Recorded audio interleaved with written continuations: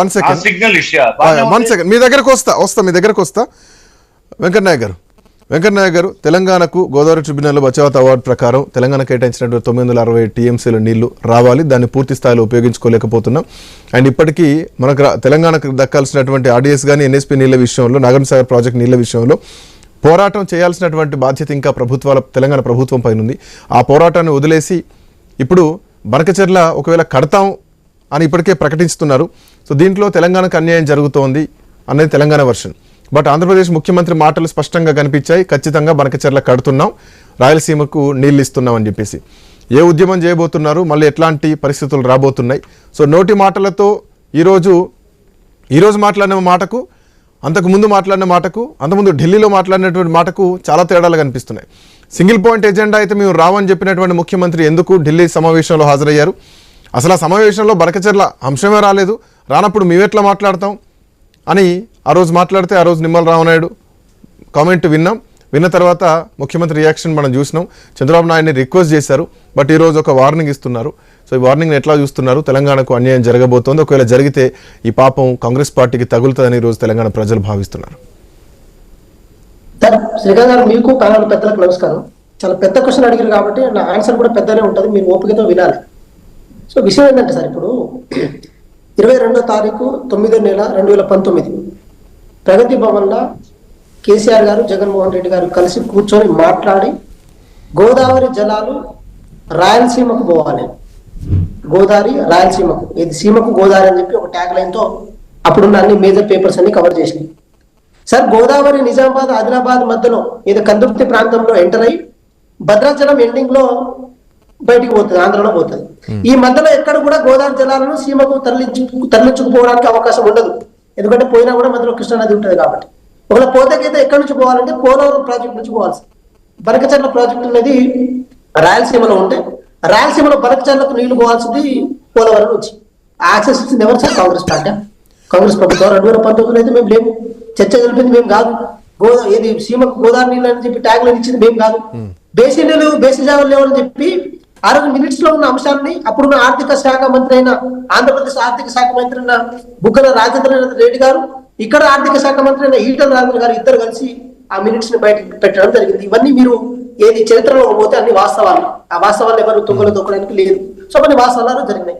మేమేమంటున్నాం, కాళేశ్వరం ద్వారా గోదావరి నీళ్లను ప్రాపర్ వేలో వాడుకోకపోవడం వల్ల వరద జలాల రూపంలో మేము దాన్ని వాడుకుంటున్నాం చెప్పి ఆంధ్రాలో ఉన్న పెద్ద మనుషులు, పెద్ద నాయకులందరూ కలిసి ఇది తెలంగాణ ప్రాంతం మీద దుమ్ము తిప్పేసే ప్రయత్నం చేస్తున్నారు.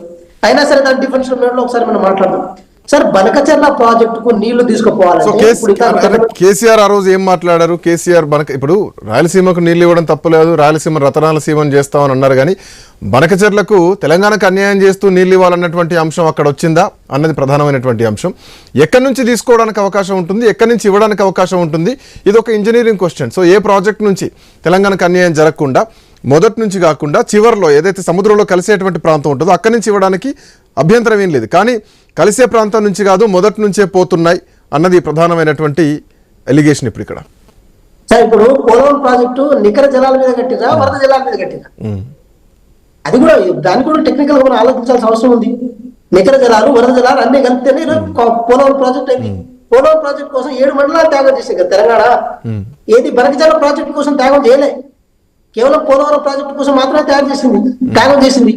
ఈ రోజు పోలవరం ప్రాజెక్ట్ కి పెద్ద బొక్క సార్ బనకచెర్ల, చిన్న బొక్క కాదది. ఇది వరద జలాలతో పోయేది కాదు సార్. నేనేమంటున్నా, మొత్తం వాడుకొని ఈ రోజు పోలవరం ప్రాజెక్ట్ లో ఏది డెడ్ స్టోరేజ్ కనుక పోతే మాత్రం పైన ఏదైతే సీతారామ ప్రాజెక్ట్ నుంచో, లేకపోతే ఆ పైన మేడిగడ్డ నుంచో, లేకపోతే ఆ పైన ఏదైతే ప్రాజెక్ట్ నుంచో అక్కడి నుంచి నీళ్లు తోడుకొని కిందికి పోవాలి. ఏ నేషనల్ హైవే ప్రాజెక్ట్ కూడా డెడ్ స్టోరేజ్ పోదు సార్. కానీ ఈ రోజు డెడ్ స్టోరేజ్ కు దాన్ని పోయేలా చేసి ఆ నీళ్లను బనకచెర్ల వరకు తరలించుకుపోయి మధ్యలో కృష్ణానదిని కూడా కలుపుకొని ఈ రోజు ప్రకాశం బ్యారేజ్ వరకు కలుపుకొని పోయే ఒక స్థితి ఈ రోజు బనకచెర్ల ప్రాజెక్ట్ ఉంది. బనకచెర్ల ప్రాజెక్ట్ చిన్న పెద్దది కాదు సార్. పోతిరెడ్డి పాడనే పెద్ద బొక్కని మనం పాటలు పాడుకున్న రోజుల నుంచి బనకచెర్ల ప్రాజెక్టు దాన్ని నిజంగా చెప్పాలంటే దానికి 10 రెట్లు పెద్ద సార్. అలాంటి ప్రాజెక్టు తెలంగాణ రాష్ట్ర ప్రభుత్వం కూడా సిద్ధంగా లేదు సార్. నేను ఇంకో మాట కూడా చెప్తున్నా, మీరు వినండి.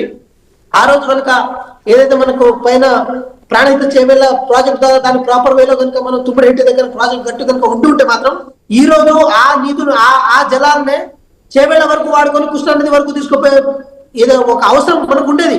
కానీ ఆ రోజు దానికి ప్రాపర్ వేలో వాడుకోకుండా నిర్దేశన పేరుతో గత ప్రభుత్వం దాన్ని ఆగం చేసింది కాబట్టి ఈ రోజు వరద జిల్లాలని చెప్పి క్లెయిమ్ చేసుకుంటారు సార్. అసలు వరద జిల్లాలు ఏంటుండే సార్ గోదావరికి? మనం 10 సంవత్సరాలు మంచిగా వాడుకుంటే వరద జిల్లాల పేరుతో ఈరోజు క్లెయిమ్ చేసుకుని 80,000 కోట్ల ప్రాజెక్టు వాళ్ళు కట్టుకునే వాళ్ళ సార్? ఇదే నేను ప్రధానంగా కన్సర్న్ రేజ్ చేస్తున్నాను సార్. ఇది మీరు అర్థం చేసుకోవాల్సిన అవసరం ఉంది. ఈరోజు మీరు చూడండి, ప్రధానంగా కూడా చూడండి, ఏదైతే మన పోలవరం ప్రాజెక్ట్ కి రైట్ కెనాల్ రూపంలో బనకచర్ల వరకు పోయేది ఏదైతే ఉందో అప్పటికే వాళ్ళు ప్రాపర్ వేగా ఎస్టాబ్లిష్ చేసుకున్నారు. వాళ్ళు ఏది రైట్ బ్యాంక్ ఎందుకు single point single okay done, మీరు పిఆర్ఎస్ పార్టీని అనొచ్చు, మీరు చెప్పొచ్చు, ఇదంతా పాయింట్ చెప్పొచ్చు, బట్ సింగిల్ పాయింట్ ఎజెండాకి పోవాలని చెప్పినటువంటి మీరు ఎందుకు సింగిల్ పాయింట్ ఎజెండాకి ముఖ్యమంత్రి హాజరు కావాల్సి వచ్చింది? హాజరయ్యి ఎందుకు అబద్ధాలు చెప్పాల్సి వచ్చింది? అసలు అక్కడ ప్రస్తావన రాలని చెప్పేసి ముఖ్యమంత్రి చెప్పిన మాటకు ఆంధ్రప్రదేశ్ మంత్రి చెప్పిన మాటకు అసలు పొంతం లేదు. జరిగింది వాళ్ళు చెప్తే లేదు కాదు కూడదని చెప్పేసి తెలంగాణ ముఖ్యమంత్రి చెప్పినటువంటి మాట బయటకు వచ్చి మాటలు చెప్పడం కాదు కదా. ఒక ఫైట్ చేస్తున్నాం అంటే ఆ ఫైట్కి ఒక రూపం కనిపించాలి. ఆ రూపం మాటల రూపంలో కాదు కదా, చేతుల రూపంలో కనిపించాలి. చేతులు ఎక్కడ కనిపిస్తున్నాయి అనేది ప్రశ్న. సార్ ఒకటే పాయింట్ నేను చెప్తున్నా, గత గవర్నమెంట్ సీమకు గోదావరి నీళ్ళు అంటే ఈ గవర్నమెంట్ ఎక్కడికి మేము నీళ్ళు ఇవ్వమని చెప్పి చెప్తున్నది. గౌరవ ఉత్తమ్ కుమార్ రెడ్డి గారు ఇదే విషయం మీద బనకచర్ల ప్రాజెక్ట్ మీద ప్రజాభవన్లో పవర్ ప్లాంట్ ప్రజెంటేషన్ ఇచ్చినప్పుడు తెలంగాణ రాష్ట్రంలో ఉన్న అందరూ ప్రజాప్రతినిధులు అటెండ్ అయినప్పుడు ప్రధాన ఉద్దేశం కూడా అదే. సిడబ్ల్యూసీ దగ్గర పోయినప్పుడు కానీ లేకపోతే గోదావరి రివర్ బోర్డు దగ్గర పోయినప్పుడు కానీ ఎక్కడైనా సరే బనకచర్ల ప్రాజెక్టు 2014 ఏదైతే మన రాష్ట్రాల పునర్విభజన చట్టానికి వ్యతిరేకంగా ఉంది, అది ఏదైతే మన బేసిక్ నామ్స్ ఉన్నాయో దానికి వ్యతిరేకంగా ఉందని చెప్పి దానికి కళాఖండిగా చెప్పడం జరిగింది. సో ఇప్పుడు కూడా ఏది మన ఎన్విరాన్మెంట్ క్లియరెన్స్ కూడా దానికి రాలే అంటే మేము అడ్డుకున్నాం సార్. మేము డిస్ట్రిక్ట్ గా అడ్డుకున్నాం. మీరు ఎక్కడ అడ్డుకున్నారు? మీరు అవకాశం ఇచ్చారు కదా. మీకు మాకున్న తేడా అది. మినిట్స్ ని బయట పెట్టే విషయంలో ఏదో అక్కడ ఉన్న నిమ్మల రామనాయుడు గారు ఏదో మాట్లాడని చెప్పి అది పొలిటికల్ గా ఏదైనా మాట్లాడొచ్చు, వాళ్ళ రాష్ట్ర ప్రయోజనాల కోసం ఏదైనా మాట్లాడొచ్చు. కానీ మన రాష్ట్ర ప్రయోజనాల కోసం ఆ రాష్ట్ర ప్రయోజనాలు తాకట్టు పెట్టే పొజిషన్లో ఈ ప్రభుత్వం లేదు కదా సార్. అది కూడా మీరు అర్థం చేసుకోవాల్సిన ఒక్క నిమిషం రామ్మోహన్ రావు గారు.